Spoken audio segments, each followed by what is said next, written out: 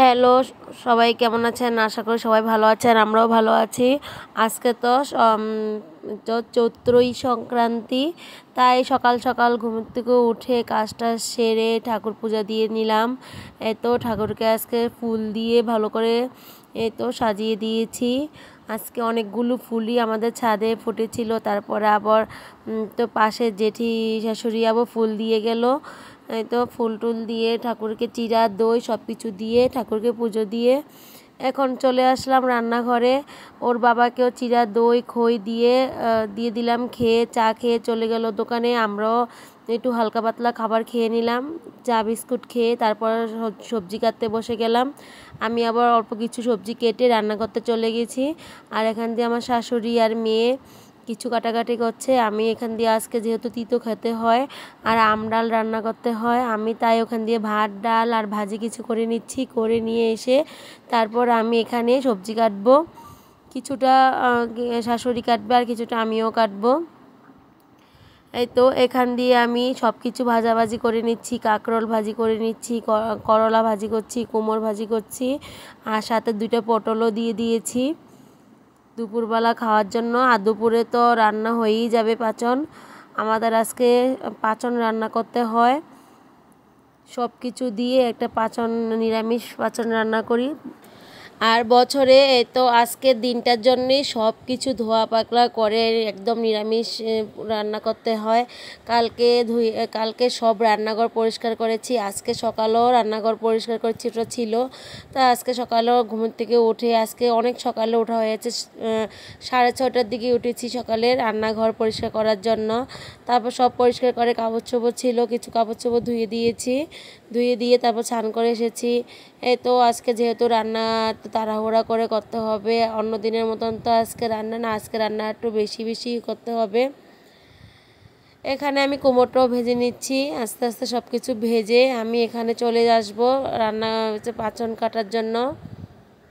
কেটে ভালো করে ধুয়ে আমি সব কিছু আগে ভাপ দিয়ে নেব। এখানে কাঁঠালও দিতে হয়, ভাড়ালি দিতে হয়, সব কিছু একদম মানে ছোটো ছোটো করে কেটে তারপর আমি আলাদা করে কাঁঠাল আর আলাদা করে ভাপ দিয়ে, আর কুমড়ো আলু ভেজে সিমের বিচি ভেজে তারপর সব কিছু আগে একটু ভাপ দিয়ে নিতে হয়। ভাপ বলতে আগে একটু অল্প হলুদ লবণ দিয়ে তেল দিয়ে বসিয়ে মজাতে হয়, মজিয়ে তারপর সম্বাদ দিতে হয়।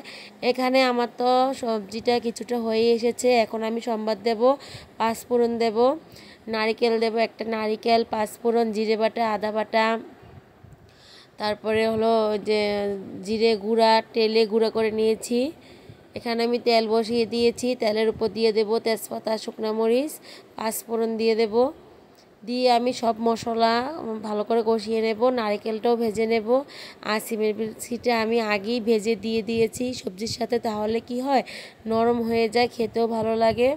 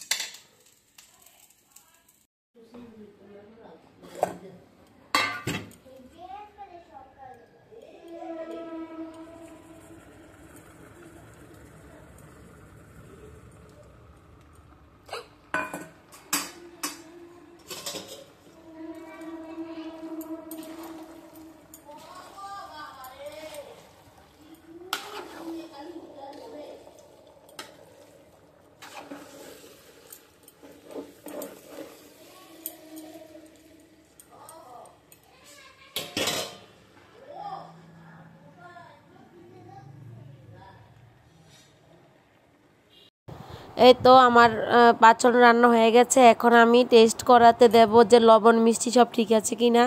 শাশুড়িকে আর মেয়েকে দিচ্ছি।